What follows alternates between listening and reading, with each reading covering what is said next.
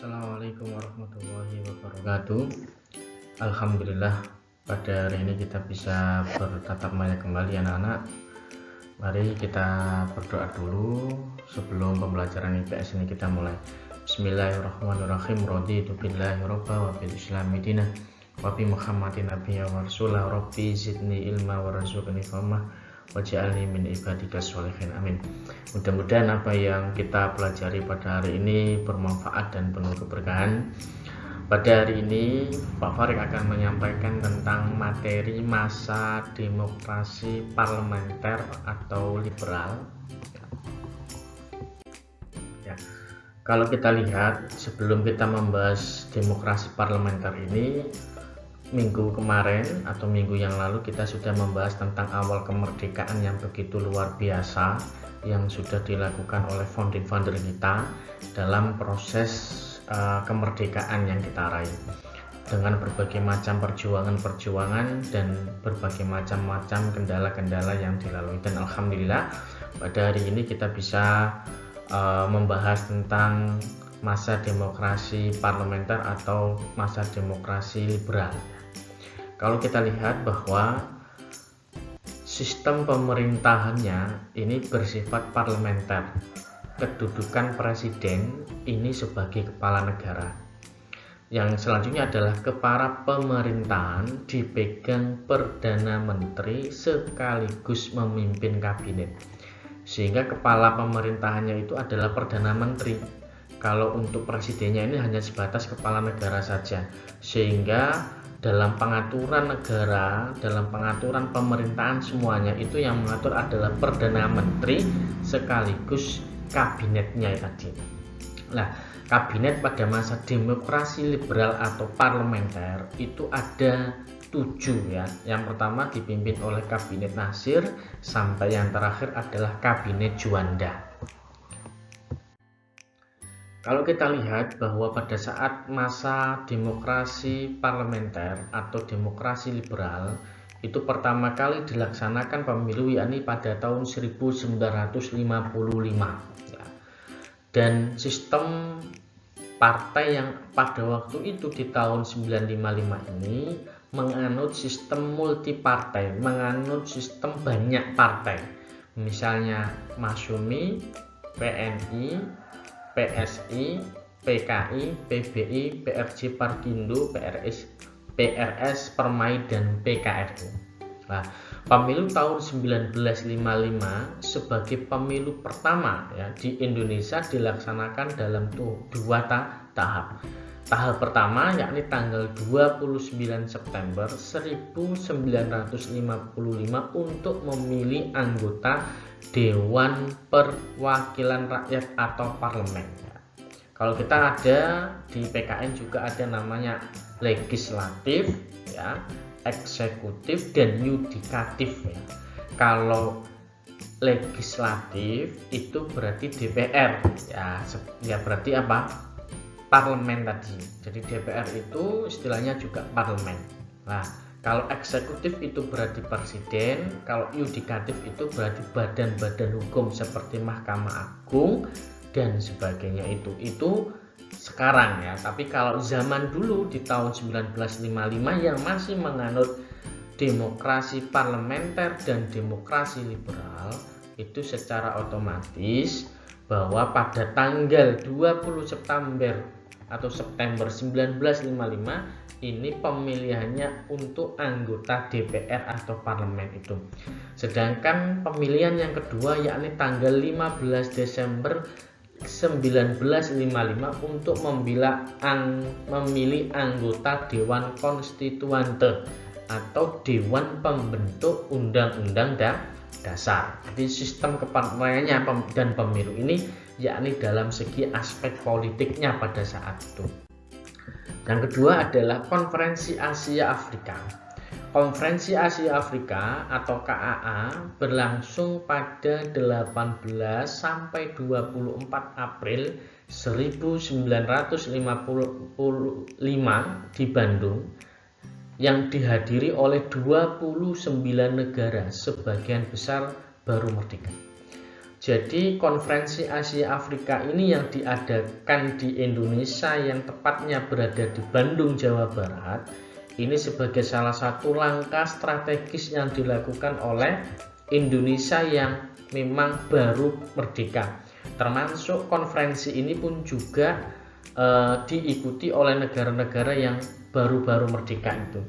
Sehingga KAA ini menjadi awal terbentuknya organisasi gerakan non-blok. Keberhasilan KAA menyebabkan Indonesia memperoleh dukungan pembebasan Irian Barat dan dari Belanda. Sehingga pada saat pelaksanaan konferensi Asia Afrika yang dilaksanakan di Indonesia ini menjadikan satu keuntungan dan menjadi keuntungan yang besar, bahwa pada saat pelaksanaan KAA ini Indonesia dianggap mampu oleh 29 negara itu, ya, walaupun baru merdeka tapi sangat mampu, sehingga negara-negara yang ikut KAA ini mengakui bahwa Indonesia ini adalah negara yang sudah merdeka dan sudah mampu melaksanakan kegiatan ini.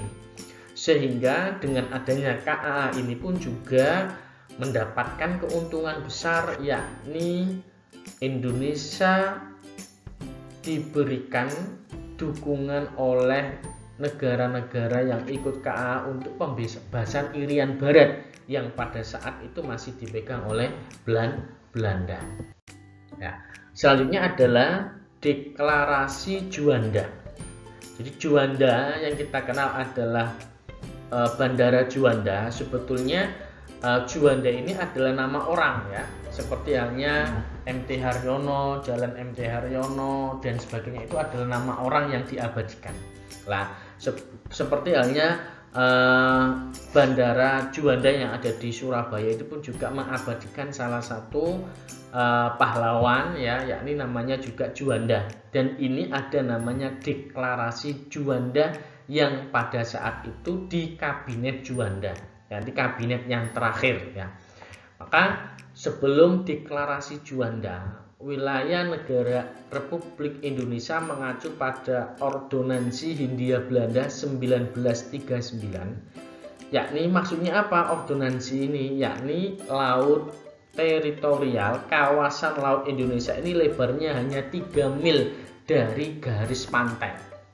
Hanya 3 mil, sehingga orang-orang atau orang-orang luar negeri yang naik kapal itu bisa melewati bebas melewati di Indonesia, karena wilayahnya Indonesia itu hanya lebarnya 3 mil, sehingga Indonesia tidak boleh melarang. Maka dengan adanya keputusan yang dilakukan oleh Hindia Belanda terkait dengan pengajuan ordonansi tadi, yakni pengajuan dengan kebijakan laut teritorial yang hanya 3 mil dari garis pantai, maka Indonesia melalui deklarasi Juanda ini membentuk hukum tentang deklarasi Juanda ini, yakni deklarasi Juanda menganut prinsip-prinsip negara kepulauan.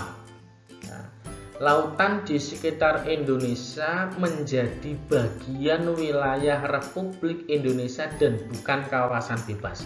Ini perlu diperhatikan, kenapa ada kawasan bebas? Karena tadi seandainya tadi itu tidak ada deklarasi Juanda, maka secara otomatis kawasan Indonesia yang hanya lebarnya 3 mil ini mampu dikuasai oleh kapal-kapal asing karena teritorinya sangat kecil sekali. Sehingga adanya deklarasi Juanda yang alhamdulillah mampu disepakati, sehingga kita bisa menikmati indahnya keluasan negara kita Republik Indonesia, baik di pulaunya, baik di lautnya maupun di daratnya. Andaikan tidak ada deklarasi Juanda, mungkin kepulauan kita sangat sedikit, mungkin teritorial wilayah kita, kawasan kita baik dari pulau atau lautnya ini juga sangat sedikit. Tapi dengan adanya deklarasi ini atau dengan adanya deklarasi Juanda ini, maka deklarasi ini menganut prinsip negara kepulauan, sehingga lautan di sekitar Indonesia ini menjadi wilayah. Ini luar biasa. Andaikan tadi, makanya Pak Farouk menyampaikan, andaikan tadi tidak ada deklarasi Juanda, maka kita lautnya sangat sedikit, hanya 3 mil, coba bayangkan. Nah, ini sangat bersyukur sekali ketika adanya deklarasi Juanda ini, sehingga bisa menyelamatkan lautnya Indonesia juga. Selanjutnya adalah ketika ada proses tadi politik, sistem politiknya sekarang juga masih ada, yakni ancaman perpecahan bangsa.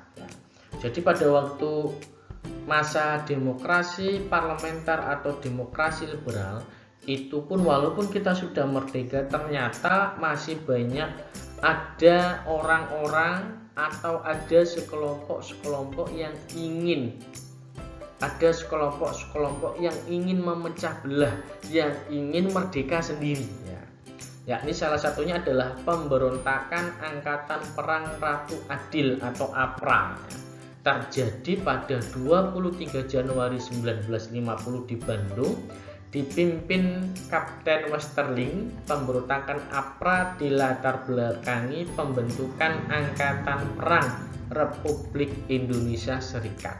Ini salah satu pemberontakan yang dilakukan oleh APRA. Selanjutnya yang kedua adalah pemberontakan Republik Maluku Selatan.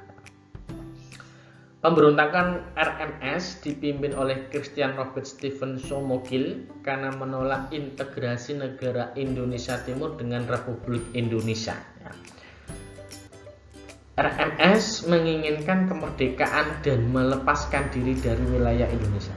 Sehingga walaupun kita sudah merdeka di tahun 1945, ternyata setelahnya itu, yakni di tahun 1950 sampai seterusnya itu, sampai masa demokrasi parlementer ini, ternyata masih banyak sekali wilayah-wilayah yang ingin memecah belah atau ingin melepaskan diri dari wilayah Indonesia. Dan alhamdulillah adanya pemberontakan itu, sehingga agresi militer yang dilakukan oleh negara Indonesia kepada orang-orang atau kelompok-kelompok yang ingin memisahkan itu akhirnya bisa ditangkap, akhirnya bisa dibubarkan, sehingga tetap terjadinya NKRI. Selanjutnya adalah pemberontakan Andi Aziz. Pada 30 Maret 1950 pasukan Kapten Andi Aziz bergabung dengan APRIS. Andi Aziz menolak kedatangan pasukan TNI dari Jakarta yang dipimpin Mayor H.F. Worang. Andi Aziz membentuk pasukan bebas untuk menyerang dan menduduki markas TNI di Makassar. Selanjutnya adalah pemberontakan PRRI atau Permesta. Adanya kecemburuan pemerintah di daerah terhadap pemerintah pusat, sehingga memberontak dengan diawali pembentukan Dewan Daerah. Ini beberapa kelompok-kelompok yang memberontak. Dewan Banteng di Sumatera Barat dipimpin oleh Letkol Alman Hussein, Dewan Gajah di Sumatera Utara dipimpin oleh Kolonel Simbolon, dan Dewan Garuda Sumatera Selatan dipimpin oleh Letkol Banjar. Semuanya ini adalah kelompok-kelompok yang ingin memisahkan dari negara Indonesia, dan alhamdulillah dengan sigap negara atau pemerintah Indonesia mampu menindak secara tegas dan mampu membubarkan pemberontak-pemberontak ini, sehingga masih adanya satu kesatuan negara Republik Indonesia. Selanjutnya adalah kehidupan pada masa demokrasi parlementer atau liberal, yakni kehidupan ekonomi. Memberlakukan sistem ekonomi Alibaba, menerapkan sistem ekonomi gerakan benteng, menasionalisasi The Javans Bank, melaksanakan pemotongan nilai mata uang, melakukan persetujuan ekonomi dengan Belanda, melakukan forum finansial ekonomi, melaksanakan rencana pembangunan 5 tahun. Ini adalah kehidupan pada masa demokrasi parlementer. Jadi adanya beberapa kebijakan termasuk di kehidupan ekonomi ini karena sangat penting, karena pada saat itu pun juga permasalahannya adalah negara belum mampu membiayai pegawai-pegawai itu karena kas negaranya kosong. sehingga ada berbagai kebijakan yang dilakukan oleh pemerintah di masa demokrasi parlementer ini untuk menyelamatkan. Yang selanjutnya adalah kehidupan pendidikan. Menteri Pendidikan yakni Abu Hanifah menyusun konsepsi pendidikan yang menitik beratkan pada spesialisasi. Garis besar konsepsi pendidikan mencakup pendidikan umum dan pendidikan teknik. Jadi perbandingan 3:1, setiap ada 3 sekolah umum dibuka 1 sekolah teknik. Ini konsep pendidikan pada waktu itu. Selanjutnya adalah kehidupan budaya. Pada 1950 perkembangan sastra memiliki ciri-ciri sama dengan tahun-tahun sebelumnya. Sebagian besar pengarangnya yaitu tokoh-tokoh sastra periodenya sebelumnya. Karya sastra Indonesia pada 1950-an ditandai munculnya tema kegetiran yang terjadi pada zaman revolusi dan perang kemerdekaan. Sastrawan pada era 1950 antara lain Pramudia Anantatur dan Abdul Muiz. Ini adalah kehidupan-kehidupan yang terjadi di masa demokrasi parlementer yang banyak sekali hambatan-hambatan baik dari segi politik khususnya tadi, yakni banyaknya disintegrasi, banyaknya orang-orang yang ingin memecah belah, ingin memisahkan diri dari negara kesatuan Republik Indonesia ya, dan alhamdulillah bisa ditumpas, bisa dibubarkan. Dan memang pada saat itu di tahun 1950-an ini kondisinya Indonesia karena baru merdeka, sehingga dari segi tatanan kepemerintahannya ini masih belum stabil ya, atau belum seimbang karena ini masih merangkak. Kalau artian di tahun awal-awal ini berarti seperti bayi yang baru lahir, yang baru berumur beberapa tahun ya. Ini secara otomatis masih meraba-raba bagaimana konsepsi kepemerintahan yang bagus ini bagaimana. Ini dilakukan oleh Indonesia, sehingga ini yang perlu Pak Farid sampaikan terkait dengan masa demokrasi parlementer.